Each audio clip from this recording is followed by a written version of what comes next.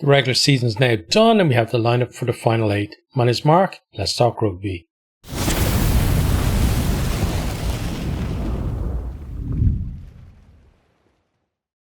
Regular season done and dusted, and yeah, we have those final 8 to go forward into the quarterfinals. But what a competitive season this has been. There was 10 teams in contention up to the final round, and teams only started falling away in the last couple of rounds as well. So yeah, brilliant season, very competitive, very entertaining as well. And if the URC keeps improving like this, it's going to be some monster of a league in the future. So what we're going to do in this one is we're going to talk about the results. We're not going to go too much details into the games themselves. Then we're going to have a look at the final table, and we're going to look at the draw for the quarterfinals. Now, on the official site, they still haven't put it up, so I can't actually put a graphic up, but we can work it out because it's not too difficult, like 1st versus 8 down to 4th versus 5th. So I think we can work that out between us. Okay, so let's have a look at the scores. So first up, on Friday, May 16th, we had DHL Stormers 34, Cardiff Rugby 24. So, Cardiff, they knew they needed to get something out of this game. And, in fairness to them, they got themselves a try bonus point. They had Southworth sent off after 29 minutes. Now, the Stormers did get things evened up with Willems sent off for the 58, but still, probably even with the 1 point, they probably felt like maybe it's not going to be enough for them. But at least, they've given themselves a chance going in there. And I think it was just the final 2 rounds, really, they fell away. But Stormers finishing well. They knew they couldn't finish any higher than 5th, but they were determined to make sure that that's where they were going to finish. So fair play to them. DHL Stormers 34, Cardiff 24. The other game, well, there were 2 other games on the Friday, actually, which is a little bit strange for the URC because normally it's like 1 or maximum 2 games on a Friday. But, we kind of squeezed everything in there, but that was an early kickoff in that one anyway. I didn't see that one. Next time we have Edinburgh 47, Ulster 17. So this was at the Hive Stadium. And yeah, Edinburgh last year, they went into the final round knowing that a win would qualify them for the playoffs. They were away to Benetton. They couldn't get it done. But this year they did it. So fair play to them. And, they came into the last 2 rounds, knowing that they probably needed to win both games to qualify. And they did exactly that. So fair play to them. Ulster, not a great performance from them.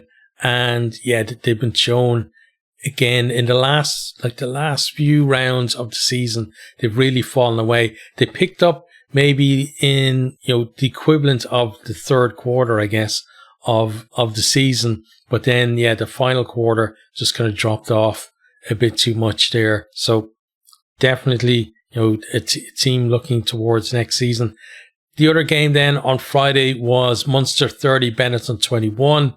This was at the Virgin Media Park down in Cork.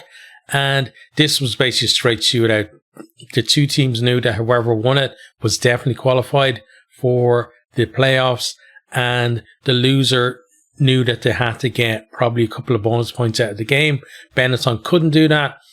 Munster, they've been improving in terms of performance in recent weeks. They're still not at the level where they were 2 seasons ago coming into the playoffs, where they were probably, they certainly were one of the form teams in the competition, but probably the form team coming in. But this time, not so much. But they have been improving bit by bit. Like Seppi's so much better, especially the line out in that game. And then the backs are beginning to fire as well. So that's at least good signs for them. But Crowley picked up a bit of an injury in it. We'll see, how that's going to affect him. At least he's got 2 weeks to be ready for, their quarterfinal. But yeah, wasn't really like, you could see there was a problem with him because Casey took over the kicking at goal. Was it just in the second half? just after halftime or whatever. And yeah, then they had to take Crowley off then towards the end. And Conor Murray actually come on for him. But Munster 30, Benetton 21 was the final score there. Okay, then on to the Saturday games. So first Saturday game was Vodacom Bulls 55, Dragons 15. Just at Loftus Versfeld. And yeah, the Bulls just in control in this one. You know, they score 2 tries in the first 10 minutes. They have the bonus point wrapped up before half time.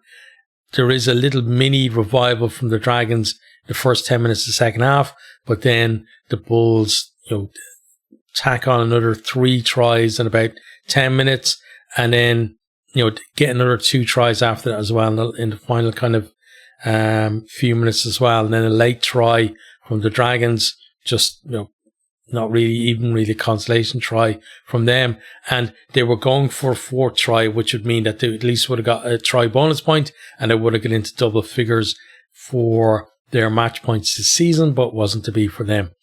Yeah, but final score, Bulls 55, Dragons 15, and Bulls, you know, always seem to hit form around the playoffs, as whether they can carry that form all the way to lift the title. They haven't been able to do it so far, but you know, if they're around in contention so many times, it feels like at some stage that they've got to lift the trophy, right? But not always the case, unfortunately. Next then was Emirates Lions. Oh, hang on. It's not updated here for some reason. There we go, finally. Okay. Yeah, Emirates Lions 29, Ospreys 28. So this one was a game between 2 teams who had no chance of making the playoffs. You know, Ospreys last year pulled off that amazing, you know, 2% chance or whatever it was, 3% chance to qualify in the last 2 rounds.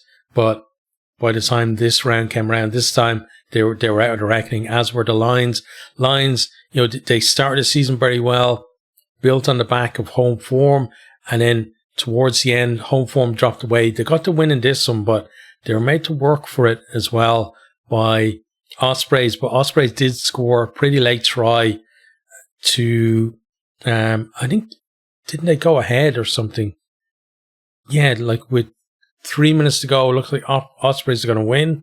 And then the Lions actually scored, like, with the clock in the red to win the game. So good back and forth between the 2 of them. And 2 teams who are kind of like, they're on the cusp of being properly competitive teams in this league, but they both feel like they need to add something extra in the off season for next year to really be in there and compete. But two decent enough sides, but again, yeah, maybe like squad depth isn't quite there compared to a lot of the other teams, and just that little bit extra as well in you know, a lot of tight games for them. But final score, Emirates Lions 29, Ospreys 28. Then, next game, the other game that was between 2 teams who had no chance of qualifying, that was Zebre Parma 12, Connacht 22, and it was at the Stadio Sergio Lanfranchi. And, you know, Zebre, they rested pretty much their entire 23 against Leinster and got absolutely trashed. The, you know, biggest scoreline or the biggest margin in URC history between any 2 teams. But the reason they did that was they were targeting this game to win. Unfortunately for them, though, Connacht, like up and down, you know, unpredictable Connacht, actually had a decent game. And, you know, by the time like Trula got over for Zebre's second try, you know, it felt like, you know, they didn't have enough in the tank really to come back fully against Connacht, and that's how it proved. But 2 teams who they've been right down there at the bottom of the league a lot of times in their history, but 2 teams who've shown that they can knock over the big guns when they get the chance as well. For Connacht, probably a disappointing season compared to you know, other years, but for Zebre, certainly a pretty good one for them. But we'll talk a little bit more about that when we look at the table. Then the next game, 2 teams in contention for the playoffs, and it was a very tight for Hollywood Bet Sharks 12, Scarlets 3, and it was at the Hollywood Bet Kings Park. So this was all about penalties. You know, it was scoreless almost right up to half time, and then, you know, penalty from Masuku puts the Sharks ahead with 2 minutes to break. Then Costello, right on the stroke of half time, he actually drops a goal to get the Scarlets even. And in the second half, then 3 penalties from Fassi as the Sharks win, but certainly not a very convincing win from them. But they did deny Scarlets a losing bonus point, and you know, it really helped them out, as we'll see in the table, in terms of finishing higher for the Sharks as well. So Hollybet Sharks 12, Scarlets 3, final score. And in the final game, another kind of low scoring affair. And you know, it's good to consider as well, compared to kind of the massive score lines we've seen in a lot of the kind of the rounds towards the tail end of the URC, that, you know, we're having some kind of, I wouldn't say more normal score lines, but because a normal score line probably would be, you know, mid to high 20s, maybe low 30s to somewhere in the teens is a kind of a normal scoreline, I think, for the URC. So Leinster 13, Glasgow 5 is very low. This was at the Aviva Stadium, and you know, Glasgow going back to where they lost 52-0, wasn't it, in the quarterfinal of the Champions Cup, and very poor performance there. They had Hugh Jones and Tuipulotu back in the midfield. They did take Tuipulotu off. Was it? Yeah, I think it was at halftime, right? Just, I think, to protect them for the playoffs. But those two looked really good, and they were finding space against Leinster. But Leinster just kind of ground the victory out in the end. Leinster not looking great, honestly, in it, but they did get the win. And, you know, O'Brien over in the corner for the first try for Leinster. And, you know, that was converted, and that was basically halftime score. Then into the second half, then penalty from Prendergast stretches Leinster's lead, but straight away Horn, Glasgow's top scorer, off the bench, he's over to score for them. And then Frawley then kicks a penalty with 2 minutes to go, just because Leinster were still nervous about actually losing the game, just to make sure it was you know, they got it out to a 2 score and didn't give Glasgow a chance to win it. But yeah, very tight game between those. I think Glasgow, even though they lost, and it had a big impact on them in terms of their, you know, placing in the league, just in terms of performance, not necessarily result, but in terms of performance, I think Glasgow would be the happier of the two teams from that. Leinster looking very disjointed, very almost like a kind of early season game, honestly, it looked like, for Leinster. So definitely a lot of kinks and stuff to be ironed out for them before the knockout stages, because if they play like that again in the knockout stages, they're whatever about, you know, lifting the trophy, they're not making a final playing like that, I can tell you that. You know, if they do make a final playing like that, I'll tell you, there'll be two teams, the team to beat in the quarterfinal, the team to beat in the semi-final, will be kicking themselves, because playing against that Leinster team playing like that, if you're one of the top 8 teams, you should be beating them. Like Glasgow, they didn't beat them, but I think there were chances there for Glasgow to win the game as well, especially the way they were playing in the first half. Just couldn't replicate it in the second. But yeah, I think Glasgow will be the happier of the two teams with the performance, but not certainly not with the result. So let's have a look at the table, and we see Leinster finish top of the log. They're going to finish top of the log anyway. 16 wins and 2 losses, but two losses have been recent ones. You know, just a couple of rounds ago, losing to the Scarlets, and then a couple of rounds before that, losing to the Bulls as well. So, you know, up until then, they were, 14 or 15 games on the trot they'd won in the URC, and then just kind of stumbled. You know, they didn't stumble to first spot, as it were, but they certainly stumbled in the last, you know, the run-in as well in the regular season. But they're number 1 seeds. Then number 2 seeds, Wollacombe Bulls, 68 points there, well clear in the end, of third place Sharks, even though it was competitive between all those teams for the run in. But yeah, the Bulls just showing their class really and pulling away and being comfortable there in second place in the end. The Sharks then finishing third, and they basically pipped Glasgow to it with that win over the Scarlets. So on 62 points for them. And in Glasgow, 2 rounds ago, they were second.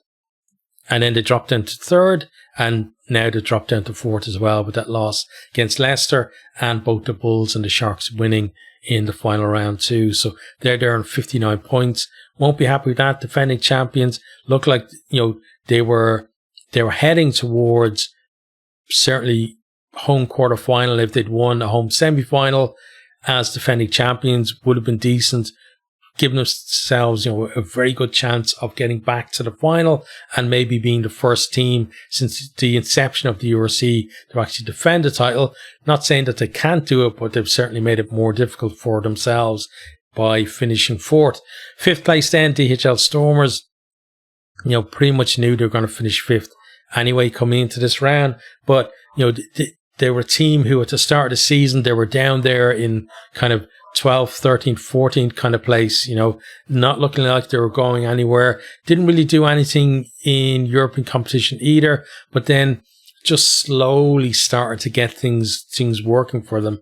And as all the other teams are kind of yo-yoing up and down, from like basically fifth down to, 13th, 14th, whatever, teams are just exchanging places and up one week and down the other. The Stormers just quietly just marching along, got into fifth place and suddenly nobody could catch them. And, decent finish from them was probably, given where they were, the highest they could finish, and they achieved it. Sixth place then is Munster, so that win against Benetton, getting them in there, and it's still a trip to South Africa for them for the playoffs, but they'd rather have a trip there than basically being done for the season and having to look towards next season. So all of these teams will think as long as they're still in the competition, there's still a chance to win it. And Munster, they know they've done it before from outside of kind of the top seeds, and they look to do it again. Not, as I said, not in as good form as they were coming into the playoffs 2 seasons ago, but you can still in knockout rugby, once you win the first game, you're in the semi-final. Any team that makes a semi-final, they have to be thinking that it's realistic for them to lift the trophy. And I think it'll be the same here. Any team that makes, doesn't matter what seeding you ended up in, because, let's say Scarlets, they finished in 8th seed, right?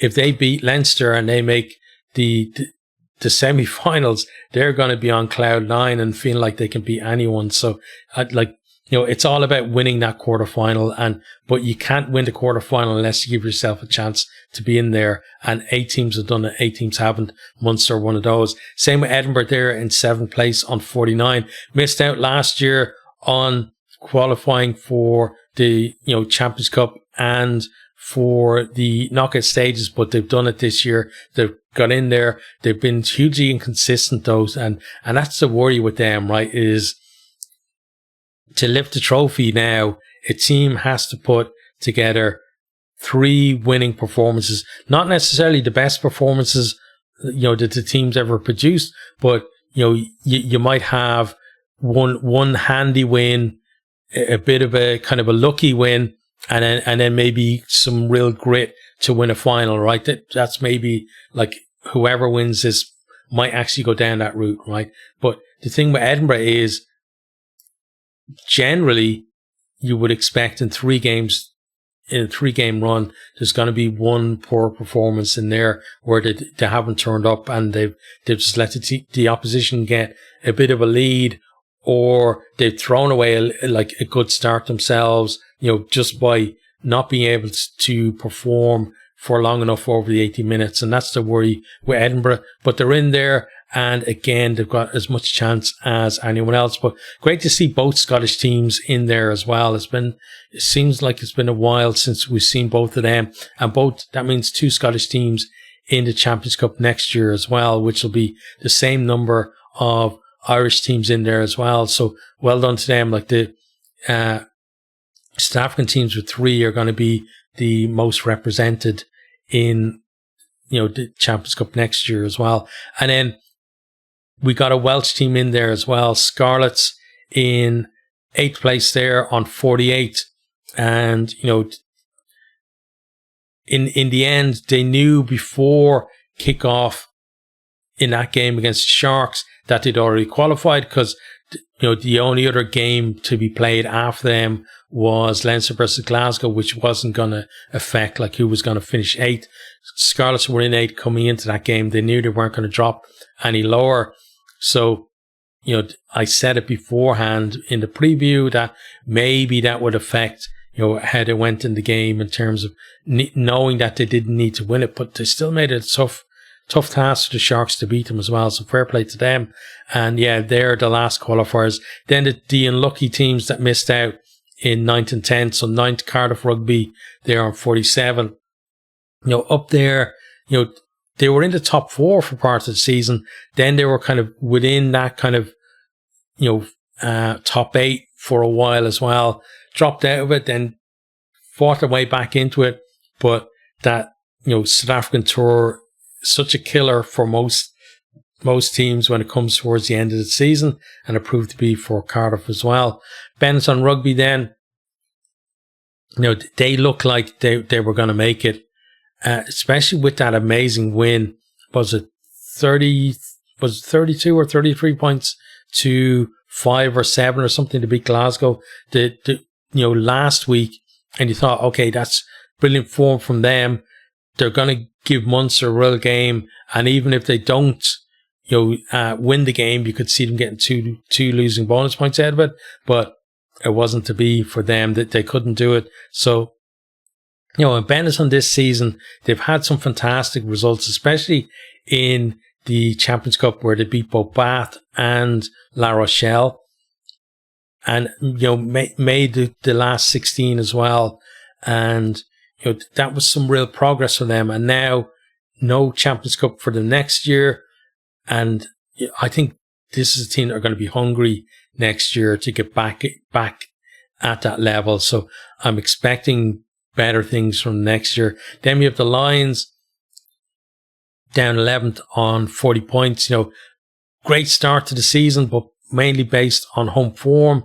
Then they went on the European adventures and fell away a bit, and just couldn't get that momentum back, to actually make the playoffs in the end. But, I'm just waiting for this team to really show what they're all about in the URC, because I remember them from years back in Super Rugby where they were a real force, and I'm hoping that we're going to see that Lions team, in the not too distant future, maybe, a few seasons away, because they have some really talented players there. But as I alluded to before, it's the depth really for them is the problem, that they can't manage it over a full season. So we'll see how they go next year. Same for the Ospreys. Ospreys, though, they had a poor start to the season, lost to the Dragons in the first game. That's not good at all from them. And, another team who they got themselves up to the playoffs, but couldn't keep things going and then fell away. And by the time we got down, to the real sharp end of things, they were, they were even a longer shot, I think, to get in than they were last year. Then Connacht in 13th place there, poor season for them. One consolation is they finished above Ulster, so they weren't the bottom Irish team. But yeah, Connacht, there's lots of talent in that team, but it seems like it's devoid of leadership.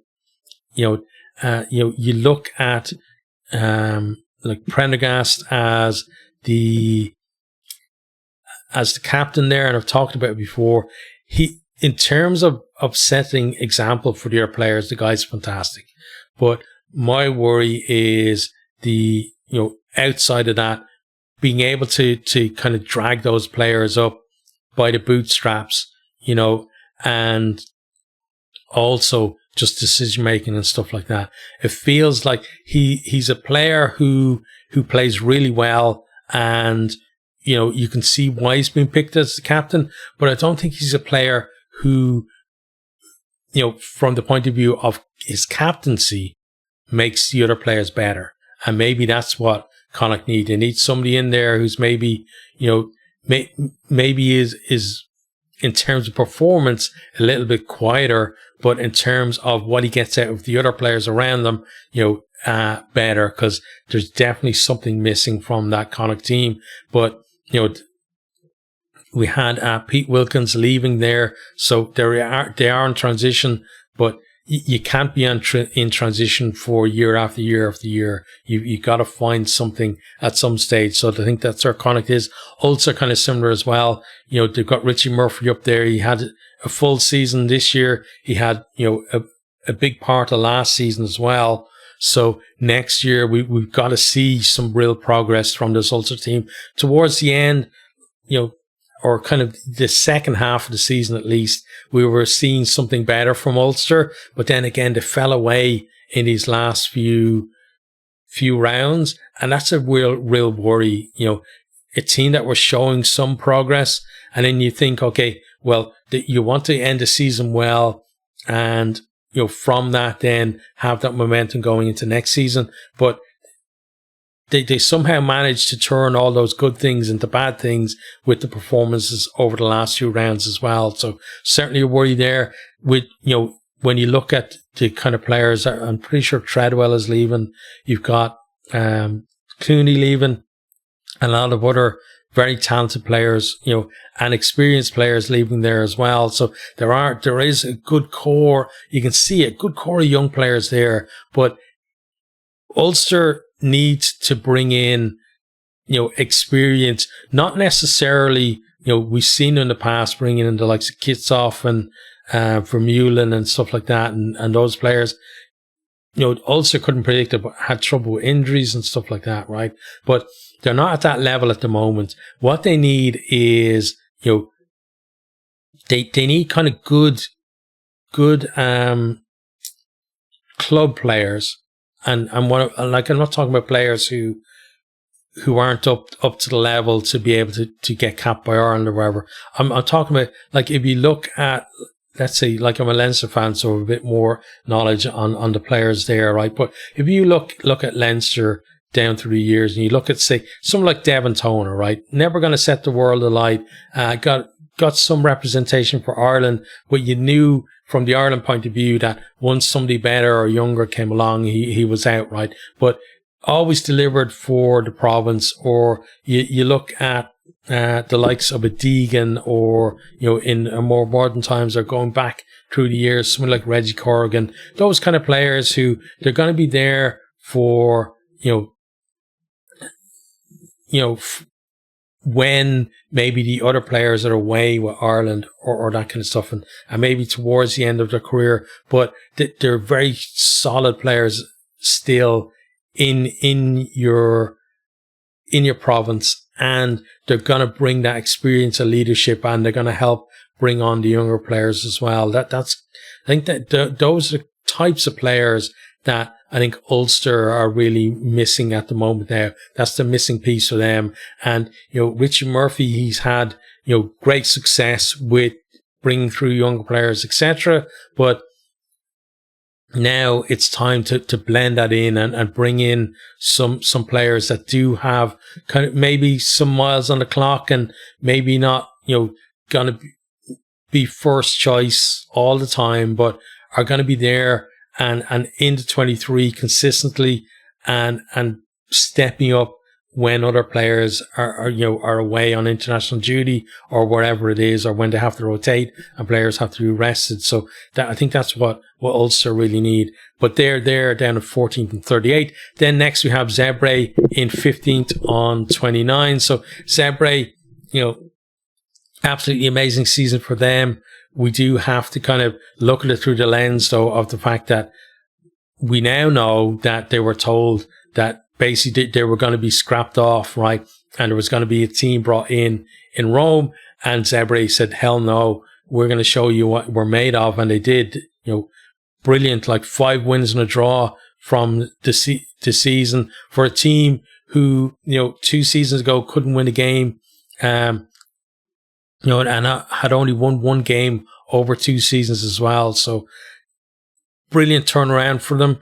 But again, it didn't just come out of nowhere. And I've talked about this, I've been covering, I basically, my channel is basically as old as the URC, not obviously the Pro 14, Pro 12, Celtic League, etc. before that, but the URC. So since the South African teams come in, but I've been covering them since then, and I've been talking about it. You can go back on all the videos talking about how, they've been improving and what they've been doing to improve as well, and what other teams in the league can look at too. Zebre don't have the biggest budget, but they went out and they identified players who could make their squad better. But not only that, who could help to bring on the players who were there as well. And, they've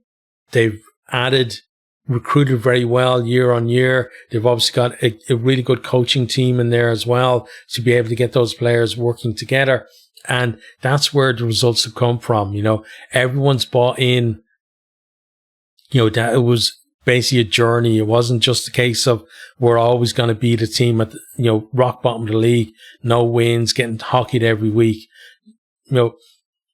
Somebody in there obviously said, this is the amount of work we have to do. It's a lot of work to do, but if we do it, we're going to get, we're going to start seeing improvements. And you could see those improvements year on year, first of all, being competitive at home, then starting to beat teams at home or come very close to beating big teams at home.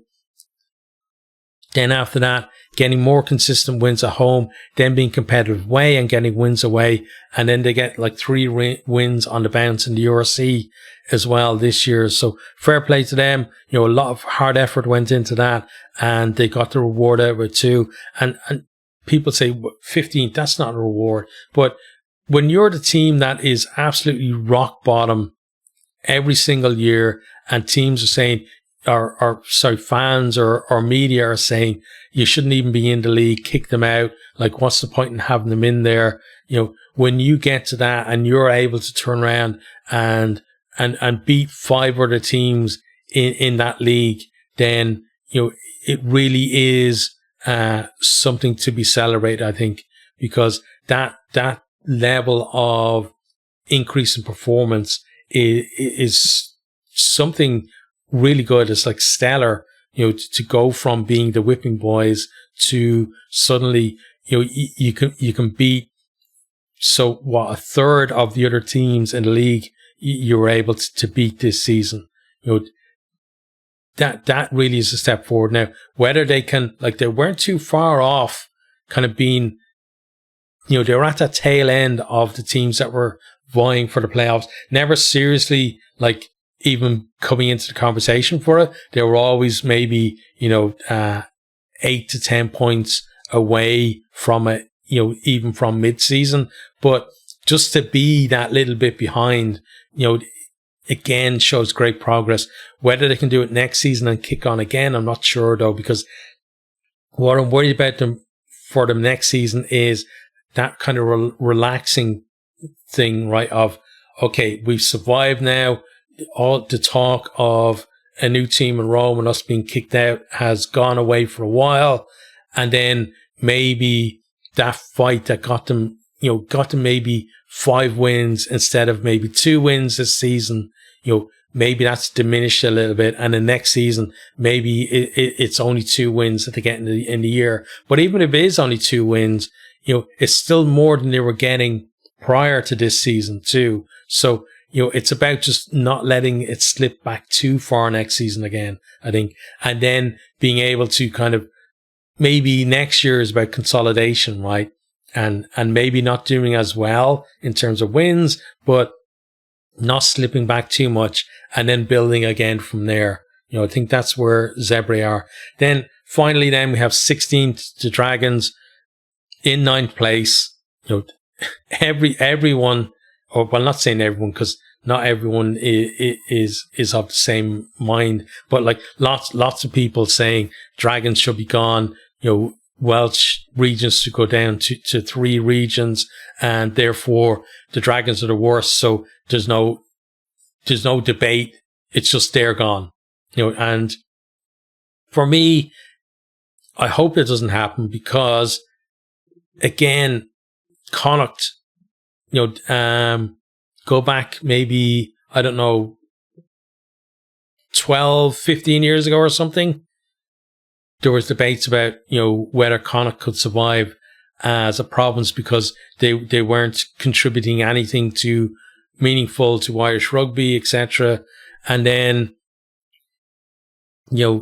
fast forward a few years and they're winning the old, was it the Pro 14 they won or the Pro 12? But whichever it was, they won the league anyway, and that's the kind of turnaround that teams can have. And I'm not saying Dragons are definitely, because of that, are definitely going to win the URC in a few years' time, but that's the potential that's there with every club that's there, that if you get the right people involved and, they can overcome budgetary constraints to be able to punch above their weight. And that's what the Dragons need. They need people in there who are able to kind of manage that kind of thing. Not every coach is going to be able to do it. Not every administrator is going to be able to do it. Some administrators, give them the budget of a Leinster or, the players, or give a coach the players of a Leinster, and they're winning you Champions Cup and League and wherever, right? But then put them at somewhere like the Dragons, and they could end up with like 1 win in a season. But then another coach who maybe can't handle the top level, like the big budgets and maybe the egos and stuff that might come along with that with certain players, but then put them somewhere like the Dragons where they know that they've got to build that kind of tight-knit, tight-knit kind of group and just get everybody working together for each other, and they can make Dragons into a Zebre, let's say. So again, if I'm a Dragons fan, I know I'd rather be winning 5 games a season than 1, right? It's a no-brainer. But for me, again, as a fan of rugby, I couldn't imagine, like, there is gonna come a time in my lifetime, I feel, maybe I'm gonna be wrong, but I feel there's gonna be a time coming in my lifetime where if the URC keeps going and going and going years and years and years, where Leinster are gonna be down there at the bottom. Something's gonna happen, and Leinster, maybe bad patch of players or whatever, right? And they're down at the bottom, they're struggling. It's not beyond the realms of possibility. At the moment, we look at everything. That's never going to happen because of the schools and blah, blah, blah. But I remember years ago when Leinster had all that, they had lots of internationals and, couldn't win anything. And so my point is that, teams can get better. And even if teams don't get better, as a Leinster fan, if Leinster were the worst team in the league, I still want to be a Leinster fan. I don't want people to say, oh, well, Leinster are useless, so we're going to get rid of them. And you can just be an Ulster fan or a Munster fan or a Connacht fan. Why? Like, Connacht fans don't want to be Munster fans or Ulster, especially not Leinster fans. And same for Munster fans or Ulster fans. And the same for Dragons fans. Yes, they are, in terms of these are regions that have been created, right? And Wales has a history more based on the club teams, whereas in Ireland, we did have that history of having provincial sports and rugby, existing at a provincial level as well. So there's a bit more history there for us than maybe for the Welsh. But Dragons have been around a few years now, and you have kids that have grown up as Dragons fans. And yeah, if I was a young kid and I was a Dragons fan, I don't want to be, a Cardiff fan or a Scarlets fan or an Ospreys fan. I want to be a Dragons fan. And, for me, that's the thing is hopefully we can move forward with all of the teams we have here and maybe look at expansion rather than contraction, and look at maybe bringing in something like Black Lion, and there's talks of potentially one of the other South African teams coming in as well, and possibly we could add other teams in there as well, just to get back up to a number that's divisible by 4 rather than just by 2, so you don't have kind of teams having fallow weeks and stuff like that. And maybe we have to look at a different format in terms of not everyone having to play everyone every season or whatever, but I think for the URC, expansion is definitely the way to go, not contraction. But that's a look at each of the teams for the season.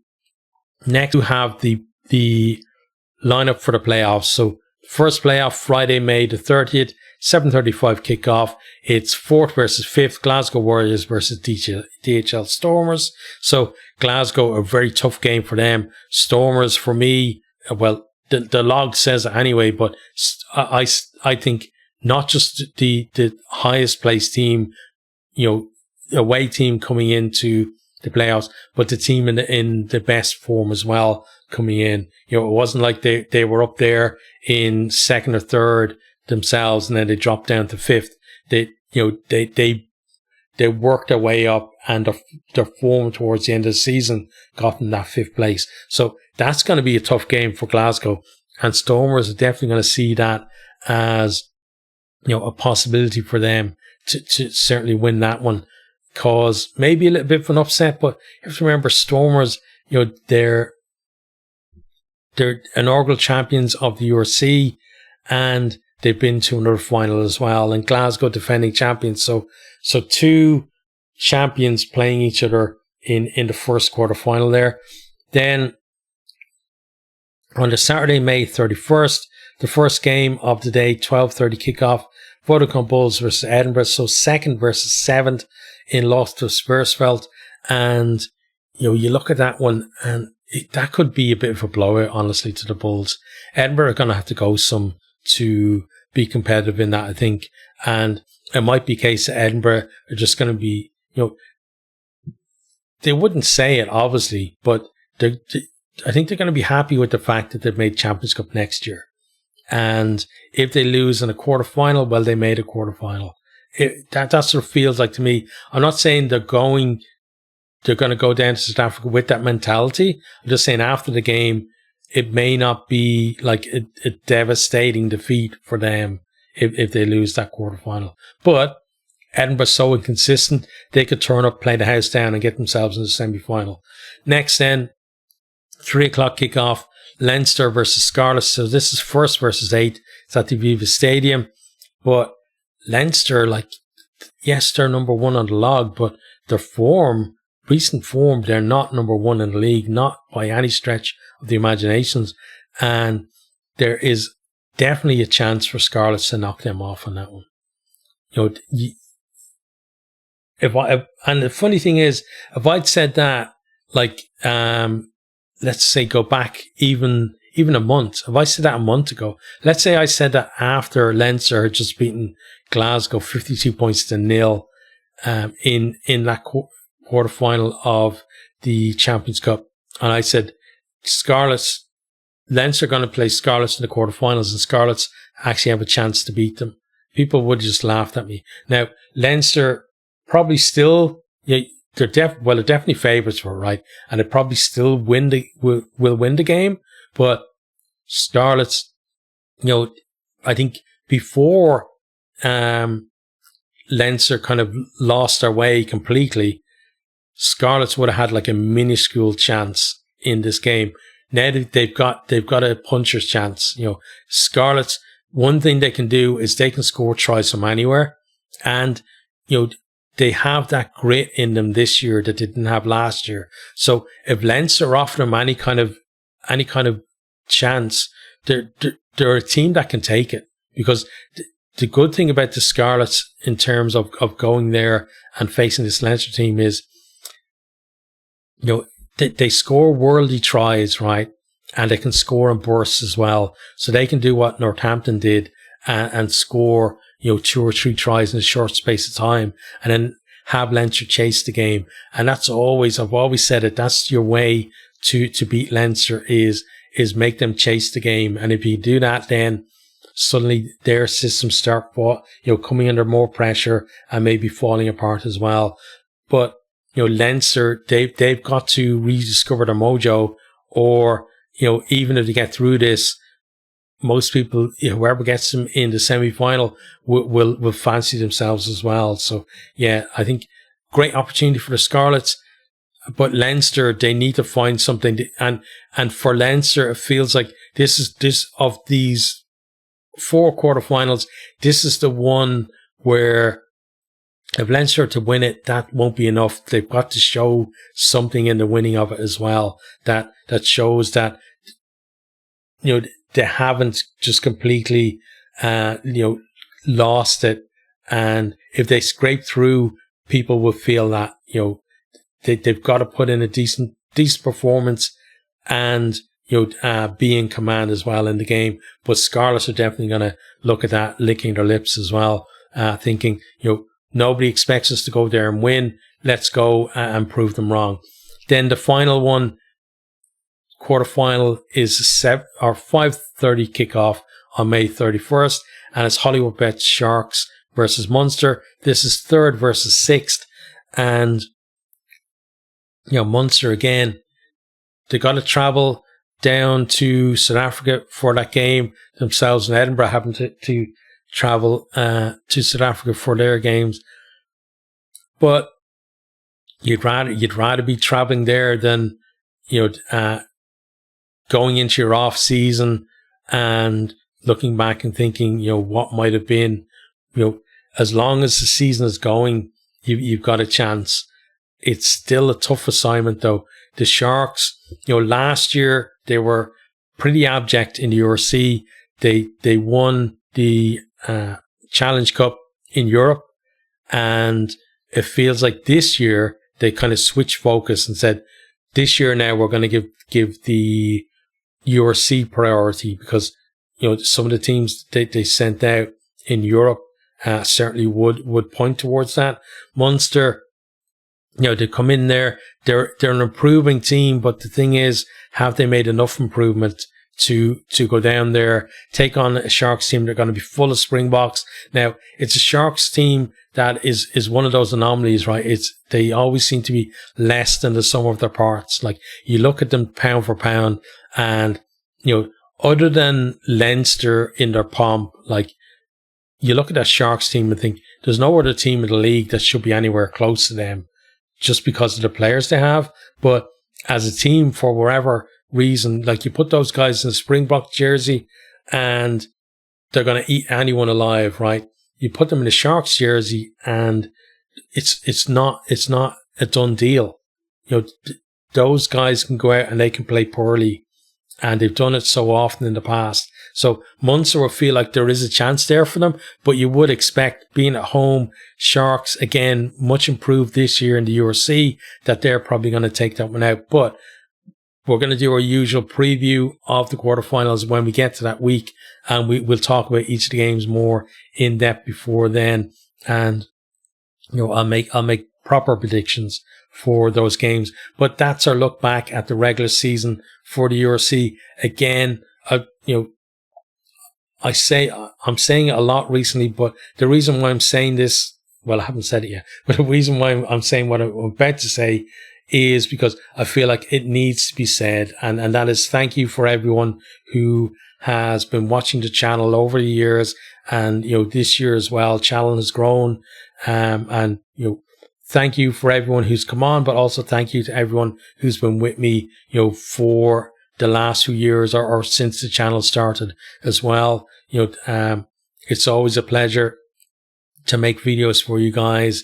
You can see by the way I prattle on, right, that I love talking about rugby, but I also love, interacting with you guys down in the comments. Now, recently, I haven't been answering as many comments as I should, and I need to apologize for that because, I always wanted to try and answer every comment. I haven't been able to do that, and that has been kind of work being a bit crazy, but things, beginning to calm down a little bit now, and it means I have a bit more time, so I should be able to do that a bit more. So, keep those comments coming because I love hearing them, and I love just seeing where people are from and who they support and that kind of stuff, and hearing, opinions. And it doesn't matter if your opinion, you don't agree with me or whatever, you're entitled to your opinion, I'm entitled to mine. And a lot of times, like people who posted comments, they would change my opinion on someone or something, with a well-worded comment, or, some of the best comments I've had have been people saying, hey, watch out for this guy, or I remember like somebody was talking about BLBRE in my comments a few years ago before he became this absolute phenomenon. I think it was around the time when Dumortier had made it into, he made it into the French team, and then just said, no, forget about him, BLBRE is the guy, and he was absolutely right. But, there's been lots like that, like people educating me on maybe the history of their team or certain players and stuff like that. And I absolutely love that. Like, for me, I'm a guy who kind of came to rugby late in life, in terms of like I was in my like maybe early to mid 20s by the time I started to seriously get into rugby. Before it was just like another sport on TV, the same way as like I know that the golf, the USPGA or whatever was on at the weekend, right? I don't normally watch golf, but I knew it was on. That's the same way rugby was for me, in my young years and teens and early 20s. That's the way rugby was for me. And then it was only afterwards then that I started getting into it properly. So, but still, I'm not a spring chicken anymore. So like that's more than half of my life now. I've been a proper rugby fan, like, going to like for years I was a Leinster season ticket holder, been to, World Cups, etc., like a few different World Cups, including the disaster of Ireland in 2007 in France. And then some better memories as well, though, from other World Cups too. But yeah, I just love learning about the game from people who, the way I always, talk about things, because it was something that I used to be a teacher, and it was something that I used to, drill into people as well, was that, you can look at someone and think, oh, that they're not smart, or they don't know anything, or blah, blah, blah. But it doesn't matter how your perception of them. I can almost guarantee that that person knows something that you don't. So for me, it's always worth listening to people and having a chat with people. And even if you don't agree with their opinions, just listening and hearing what their point of view is on things, it is always good. And even when, like, everybody knows from watching my channel that I don't like criticizing officials, but if people want to criticize officials, I'm not saying you have to be the same as me. You can absolutely criticize officials all day long. That's fine. And sometimes I read comments from people who are criticizing officials, and although it doesn't change my mind in the way I want to be, it's still something interesting to read, right? Just to see what their take on things was and stuff like that as well. So any kind of comments are always welcome. It's great to have you guys here watching my stuff. And again, all I can say is thank you from the bottom of my heart. But season not over yet. We still got the playoffs to go. We've also got Champions Cup coming up, too. So we're going to cover Champions Cup Final 2. And then in the off season, we're going to be covering the various tours, and also the Lions tour as well. Now, the Lions tour, I haven't spent too much time on up to now, because again, for me, it's the regular season. I want to focus on the regular season. And when it's done, then we can start looking forward to what's happening, in the summer. But thank you as always. And yeah, if you want to post a comment, great.